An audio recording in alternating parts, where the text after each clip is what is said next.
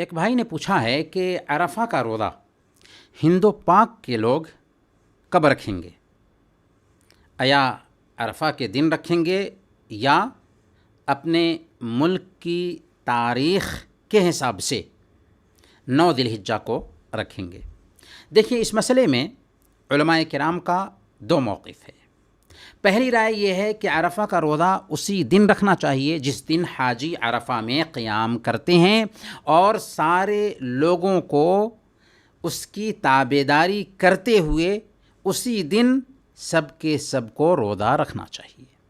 اسی کے قائل سعودی عرب کی فتویٰ کمیٹی ہے، مصر کی فتویٰ کمیٹی ہے، اور شیخ عبد الرحمن السحیم اور دوسرے علماء ہیں۔ علماء کرام کا دوسرا موقف یہ ہے کہ یوم عرفہ ذی الحجہ کی 9ویں تاریخ ہے، اور ہر ملک کی اپنی اپنی رویت ہوگی۔ اسی کے قائل شیخ محمد بن صالح العثیمین، شیخ ابن جبرین، دکتور احمد الحجی الکردی اور بہت سارے اہل علم ہیں۔ اس ناحیہ سے ہندوستان اور پاکستان کے لوگ عرفہ کا روزہ اپنے ملک کی ہجری تاریخ کے اعتبار سے 9 ذی الحجہ کو رکھیں گے، اور یہی قول بہتر اور راجح معلوم ہوتا ہے، کیونکہ مطالع کا اختلاف مسلم ہے۔ ہند و پاک کے مطلع اور سعودی عرب کے مطلع میں اختلاف پایا جاتا ہے۔ اس لیے ہند و پاک کے لوگ جیسے رمضان کا روزہ اپنے مطلع کے حساب سے رکھتے ہیں، ویسے ہی عرفہ کا روزہ بھی اپنے مطلع کے حساب سے یعنی 9 ذی الحجہ کو رکھیں گے۔ اور حدیث میں جو کہا گیا ہے کہ صیام و یوم عرفہ یعنی عرفہ کے دن کا روزہ، تو اس روزہ کا تعلق حاجیوں کے عرفہ میں یا مقام عرفات میں ٹھہرنے سے نہیں ہے، بلکہ ذی الحجہ کی 9 تاریخ سے ہے۔ اس لیے یہ روزہ حاجیوں کے لیے مشروع نہیں ہے، بلکہ غیر حاجیوں کے لیے مشروع کیا گیا ہے، یعنی عرفہ کا روزہ غیر حاجیوں کے لیے مشروع کیا گیا ہے، جو یہ روزہ اپنے ملک کے مطلع کے اعتبار سے رکھنے کے پابند ہوں گے۔ سنن ابی داؤد کی ایک روایت میں صراحت بھی آئی ہے کہ ان رسول اللہ صلی اللہ علیہ وسلم کان یصوم 9 من ذی الحجہ، کہ اللہ کے رسول صلی اللہ علیہ وسلم ذی الحجہ کے پہلے 9 دن تک روزہ رکھتے تھے۔ اس سے بھی پتہ چلتا ہے کہ اس روزہ کا تعلق ذی الحجہ کی 9 تاریخ سے ہے، نہ کہ عرفات میں ٹھہرنے سے ہے۔ اب اگر کوئی آدمی کہتا ہے کہ یوم عرفہ کی فضیلت جانے کے بعد، ختم ہونے کے بعد روزہ رکھنا کیا معنی رکھتا ہے، تو یہی سوال لیلۃ القدر کے بارے میں بھی کیا جا سکتا ہے، کیونکہ لیلۃ القدر بھی پوری دنیا میں ایک ہی رات میں نہیں ہوتی۔ تو جیسے لیلۃ القدر کو ہر مسلمان اپنے اپنے مطلع کے اعتبار سے تلاش کرتا ہے، ایسا ہی معاملہ عرفہ کے روزہ کے ساتھ بھی ہوگا۔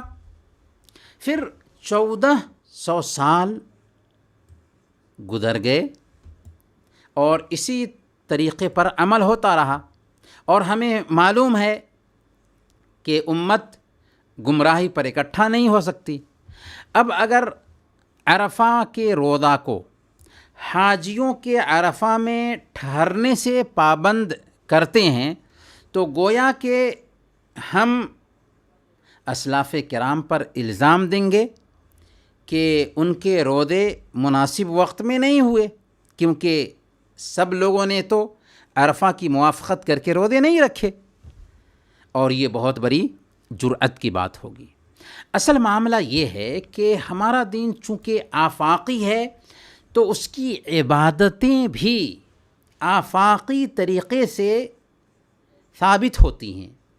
عبادتوں کے آغاز اور انتہا کا طریقہ بھی آفاقی اور ہماگیر ہے۔ اسی لیے ہماری شریعت نے شاعر اسلامیہ کے آغاز اور انتہا کا مدار رویت ہلال کو قرار دیا ہے، چاند دیکھنے کو قرار دیا ہے۔ اس میں اصل میں سب کے لیے آسانی ہے، یہاں تک کہ ایک آدمی جو جنگل میں رہتا ہے وہ بھی پورے یقین کے ساتھ اپنی عبادت کی شروعات کر سکتا ہے۔ شریعت کو دور جدید کے آلات، انٹرنیٹ اور میڈیا کا پابند نہیں بنایا جا سکتا۔ شریعت ہر زمانے اور ہر جگہ کے لیے ہے۔ پھر اگر ہم مان لیتے ہیں کہ سب لوگوں کو وقوف عرفہ کے دن ہی روزہ رکھنے کا پابند بنا دیا جائے تو ان لوگوں کا کیا حال ہوگا جو لیبیا جیسے ملک میں رہتے ہیں، تونس جیسے ملک میں رہتے ہیں، مراکش جیسے ممالک میں رہتے ہیں؟ کیونکہ ان ممالک میں سعودی عرب سے ایک دن پہلے ہی چاند دکھائی دیتا ہے۔ آج عرفہ کا دن ہے اور ان کے لیے آج عید کا دن ہوگا۔ اب ایسی حالت میں ان کو عید کے دن روزہ رکھنے کا کیا پابند کریں گے؟ حالانکہ عید کے دن روزہ رکھنا حرام ہے۔ خلاصہ یہ سمجھیں کہ عرفہ کے روزہ میں سعودی عرب کی تابعداری نہیں کرنی چاہیے، بلکہ اپنے اپنے ملک کے مطلع کے حساب سے ذی الحجہ کی 9ویں تاریخ کو یہ روزہ رکھنا چاہیے۔ البتہ جیسا کہ عرض کیا گیا کہ عشرۂ ذی الحجہ میں کثرت سے روزہ رکھنے کا ہم ضرور اہتمام کریں، لیکن ہمارا روزہ وہی ہوگا جو 9 ذی الحجہ کو اپنے مطلع کے اعتبار سے ہم روزہ رکھیں گے، وہی عرفہ کا روزہ کہلانے والا ہے۔